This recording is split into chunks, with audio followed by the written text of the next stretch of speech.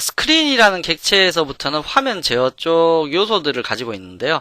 이제 현재 화면의 정중앙에 다이얼로그를 띄우고 싶다. 웹페이지에서요. 그러고 싶을 때 이 스크린이라는 객체를 통해 갖고 위드스와 하이트, 폭과 높이 같은 것을 계산해낼 이제 표시해낼 수 있다는 건데요.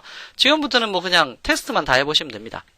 여기에 뭐 바로 여기 스크립트에서 바로 띄워볼까요? alert screen 스크린.width 스크린 소문자로 썼던 기억이 나는데 대문자로 제가 bt를 적었네요. 플러스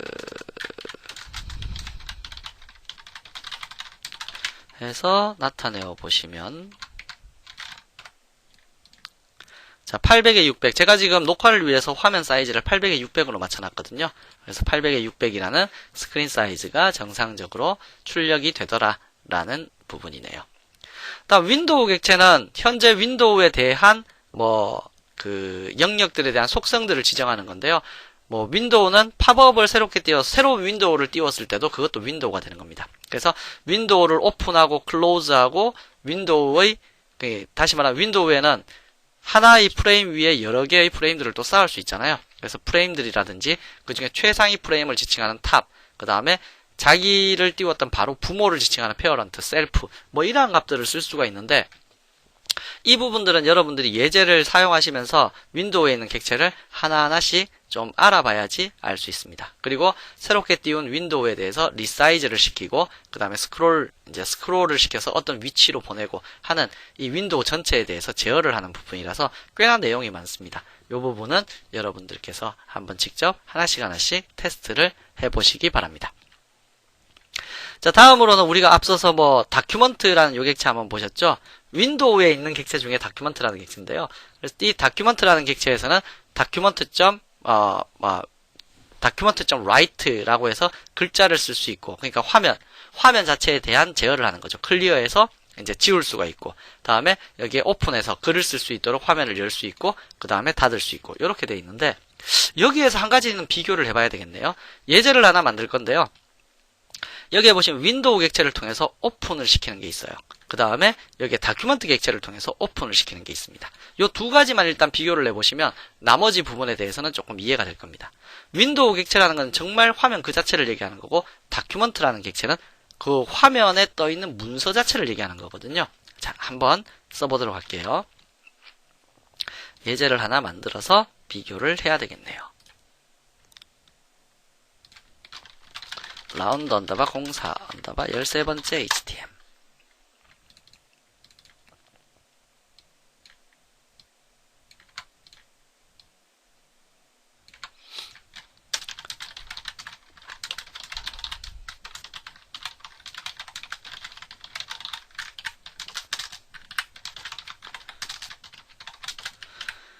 자, 우선 얘는 펑션을 만들 건데요. 윈도우 테스트라고 해서 펑션을 하나 만들어주고요. 두 번째 거는 다큐먼트 테스트라고 만들게요. 자, 우선 현재 윈도우 테스트라는 영역에다가 만약에 V는 윈도우.open이라고 해서 하나를 열겠습니다. 그래서 prereq.co.kr 라는 사이트를 newwin이라는 이름으로 열어주겠습니다. 위에서부터는 10픽셀 다음에 왼쪽 레프트에서는 10 너무 작은가? 다음에 위드스는 300 하이트는 200 요렇게 해서 놓죠. 스크롤이라든지 이런 속성들을 다 빼고. 자, 그리고 나서 나중에 이벤트가 발생하게 되면 버튼 하나 만들까요?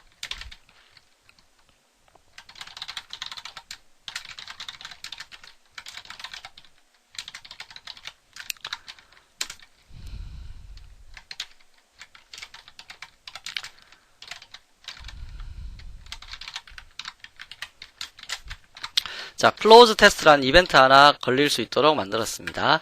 그럼 윈도우를 전역 변수로 선언해야 되겠네요. 바윈 하나 선언해놓고 윈도우에 대해서 만들어 두었고요. 그리고 나서는 펑션 close test. 밑에 있는 다큐먼트 테스트는 일단 놔두세요. win.close. 자, 윈도우를 오픈을 시키고 그 다음에 윈도우를 클로즈 시키는 것이 어떤 의미를 가지는지 한번 볼게요. 자, 13번째 예제죠. 테스트 하겠습니다. 자, 3개를 만들어서 제가 실행을 안 시켰네요. 띄워야 닫든지 말든지 하겠죠. 자, 다시 여기서 윈도우 테스트를 어디서 온로드 할 때 그냥 바로 실행시킬까요?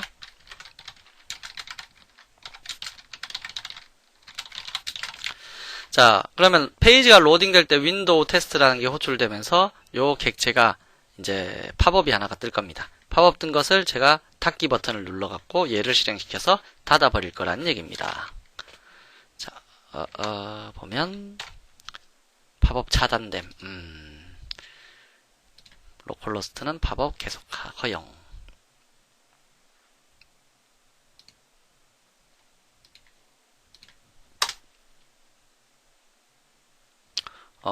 팝업이 차단되더니 열리질 않네요. 떴다. 로컬로스트에 http부터 적었어야 되는군요. 자, 여기에 http:// 자, 그래서 프리렉 사이트가 딱 떴습니다. 떴을 때 제가 잠깐만요. 자, 프리렉 사이트가 이렇게 떴을 때 클로즈 버튼을 누르게 되면 닫힌다는 얘기입니다. 다시 이렇게 프리렉 사이트가 열렸죠. 온로드 할 때 페이지가 열린 겁니다. 클로즈를 누르게 되면 저 창을 닫을 수 있도록 제어를 시켜주는 거. 그게 바로 윈도우에 대한 오픈과 클로즈입니다. 자, 그러면 이번에는 윈도우가 아닌 다큐먼트에 대해서 오픈과 클로즈는 무엇을 나타내는 걸까요?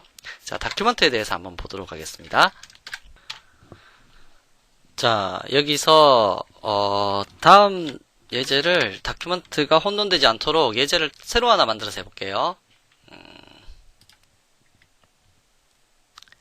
HTML 파일 라운드 04 언더바 몇 번이죠? 14? 자, 11번째 예제를 만드시고요. 붙여넣고 위에 거 없애고요. 자, 다큐먼트 라이트는 말 그대로 문서에다가 쓰는 겁니다. 방금 전에 윈도우.오픈과 같은 경우에는 윈도우 창을 새롭게 띄워서 관리를 한 거죠. 다큐먼트 라이트는 DOCUMNT 다큐먼트.오픈 새로운 창을 하나 여는 겁니다. 새로운 창을 열 때 텍스트 HTML로 기재할 수 있는 창을 하나 열겠습니다. 이렇게 해서 표시를 하셔도 관계는 없고요. 그래서 여기에 write 적겠습니다. AAA 라고 적고 한 줄을 기재를 이행을 하시고요. 다음에 document.writeLine bbb 하신 후에 다 적었다라고 하면 close 이렇게 표시를 하는 거죠. 그래서 버튼을 하나 만들어서 이벤트와 연결을 시킨다라면 value는 문서 작성 on 클릭했을 때 다큐먼트 테스트라는 것을 실행하겠습니다. 라고 표시를 해주었네요. 자, 윈도우.오픈하고 윈도우.클로즈하고는 개념이 틀리죠. 윈도우.오픈은 새로운 윈도우 하나를 열고 닫고가 되는 거고, 다큐먼트.write하고 다큐먼트.오픈과 클로즈는 현재 문서 자체를 열었다가 어떠한 값을 기재한 다음에 닫겠다. 이제 그러한 형태로 이해를 하시면 될 것 같습니다. 그래서 14번 예시를 한번 보시게 되면 문서 작성 클릭하게 되면 AAA와 BBB라고 하는 요 내용들이 작성되는 겁니다. 조금 전에 13번 예제하고는 틀리죠?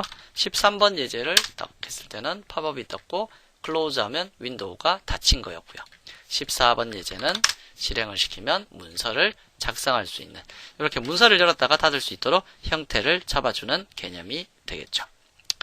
자, 그래서 다큐먼트하고 윈도우 객체는 그 이외에도 많은 이제 객체들이 있으니까 여러분들이 하나씩 써가면서 테스트를 해보셔야 됩니다. 여기서는 모든 걸 다 소개시켜 드릴 수는 없으니까요. 다음 히스토리 객체가 있는데 히스토리는 우리가 그 전 단계, 그 다음에 이후 단계로 계속 이동을 시켜줄 수 있는, 다시 말하면 우리가 페이지를 이동했을 때 이 히스토리를 담고 있는 부분입니다. 그래서 현재 히스토리가 총 몇 개인지 개수를 나타낼 수 있고요. 백, 뒤로 갈 수도 있고, 포워드, 앞으로 갈 수도 있고, 고라고 해서 뭐 뒤로 몇 칸, 앞으로 몇 칸 이렇게 이동을 시킬 수 있는데, 이게 무슨 의미인지를 한번 보겠습니다. 현재 지금 예제에서 버튼 하나 더 추가해서 만들어도 관계는 없겠죠? 여기에 펑션 히스토리 테스트 해서 만들어서 뭐 여기 n 개수를 입력받을까요? 입력받아서 history.go 어디로 가라 n개만큼 이동을 하십시오 라고 표시를 해주었습니다.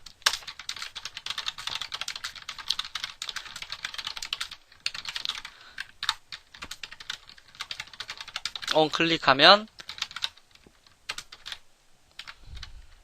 n에다가는 prompt 얼만큼 이동할 겁니까? 라고 물어서 history history test 해서 nn을 넣어 주시게 되면 되겠네요. 자, 그러면 얼마나 이동을 할까? 라고 해서 이동을 시키려면 히스토리가 있어야 되겠죠? 자, 얘 한번 실행시켜 볼게요. 실행을 시킬 때 우선 작성했었던 거 뭐 11번 요렇게 실행이 되었었고 히스토리가 하나 생겼습니다. 다음에 12번 요거였고요. 그 다음에 13번 뭐 요거였죠. 그래서 얘로 닫아버리고 그 다음에 14번. 자, 14번 지금까지 왔는데 여기에서 이동을 한번 시키고 싶습니다. 어디로 가고 싶었냐면 11번으로 가고 싶어요. 11번으로 가려면 지금 앞으로 갈 수 있는 공간은 없죠. 뒤로 몇 칸을 가야 됩니까? 3칸을 가면 11번으로 갈 수 있겠죠. 그래서 이동 버튼을 누르고 얼만큼? 뒤로 3칸. 앞으로 가는 것은 플러스 값이고요. 뒤로 가는 것은 마이너스 값입니다. 마이너스 3만큼 이동하겠습니다. 라고 하니까 어디로 왔습니까? 11번으로 위치가 이동이 되었죠. 이렇게요. 자, 이러한 식으로 히스토리라는 것은 요 상단에 보이시는 이렇게 앞으로 갔다 뒤로 갔다 하는 요 모든 히스토리 값들을 히스토리의 객체가 저장하고 있다가 포워드나 백워드로 앞뒤로 바로 한 칸씩 앞뒤로 이동할 수도 있고 고를 통해서 이제 고해서 몇 칸씩 여러 칸을 이동할 수도 있도록 만들어주는 거. 그게 바로 히스토리 객체라는 뜻입니다. 다음 로케이션의 위치는 현재 페이지를 특정 위치로 이동을 시킬 때 주로 사용을 하는데요. location.href 해서 특정한 위치로 혹은 특정한 호스트네임이나 패스네임, 프로토콜 뭐 이런 것들을 지정해서 위치 값을 잡아 줄 수가 있다는 겁니다. 보통 많이 쓰는 건 로케이션 객체와 href 객체를 많이 씁니다. 자, 로케이션 객체 가지고 위치 이동해 볼까요?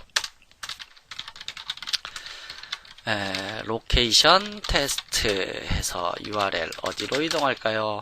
location.href는 URL. 자, 이렇게 해주시면 로케이션 요 객체가 알아서 href 객체에다가 대입된 값의 위치로 이동을 시켜줍니다. 자, 버튼 하나 만들어야 되겠네요. 이동. 어디로 이동? 이번에는 어디로죠? 어디로 이동하겠습니까? 로케이션 테스트를 통해서 만들어 주겠습니다.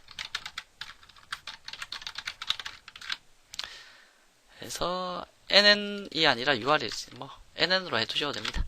자, 해서 이동을 한번 만들어 보도록 하겠습니다. 14번 예제죠.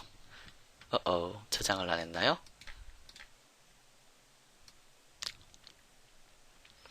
버튼 이동 to 저장했고요. 자, 이동 to로 이동하겠습니다. 어디로 이동하겠습니까? http://prereq.co.kr 이거 oc.kr이네. 실수했습니다. 다시 이동 http://prereq.co.kr 로 이동하겠습니다. 라고 하니까 이쪽 프리렉 사이트로 이동이 되어서 넘어오는 것을 확인하실 수가 있으실 겁니다.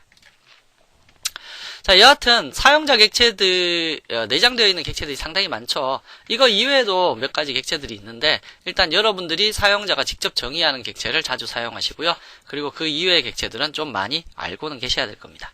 그래야지 작업을 하시는데 큰 어려움이 없으실 거고요.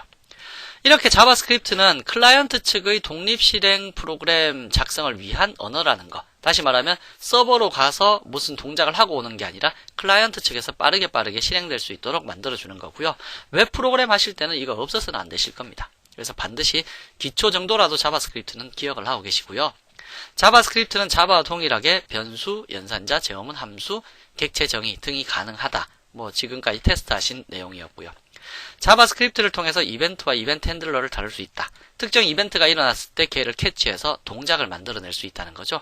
이 클라이언트 사이드에서의 동작은 이 자바스크립트를 통해서 다 제어를 하시는 것이 이제 올바르게 사용하시는 겁니다. 다음 자바스크립트에 이미 선언되어 있는 내장 객체와 사용자가 직접 정의하는 사용자 정의 객체를 사용할 수 있다. 이제 이 중에서 내장 객체는 무조건 암기를 하시고 어떤 식으로 동작하시는지 알아야 되는 거고요. 그 다음 사용자가 직접 정의하는 사용자 정의 객체도 이제 스스로 만들어가면서 새로 나오는 API들, jQuery API라든지 기타 등등 API들이 나오면 이제 그러한 것들이 이런 사용자 정의 객체를 활용해서 만들었구나 라는 것을 이제 이해하실 수 있을 거고, 그러한 자바스크립트는 전부 다 소스가 오픈되어 있잖아요. 걔네들을 이제 한 번씩 살펴보면서 얘는 어떠한 방식으로 이것을 만들어냈구나 라는 것도 한번 공부를 해보시면 많은 도움이 되실 겁니다. 자, 이번 라운드 4는 자바스크립트에 대해서 살펴봤고요. 클라이언트 사이드에서 웹 프로그래밍을 하시기 위해서는 반드시 이해하고 지나가셔야 되는 영역이라는 거 꼭 잊지 마십시오. 여기까지 학습하겠습니다. 수고하셨습니다.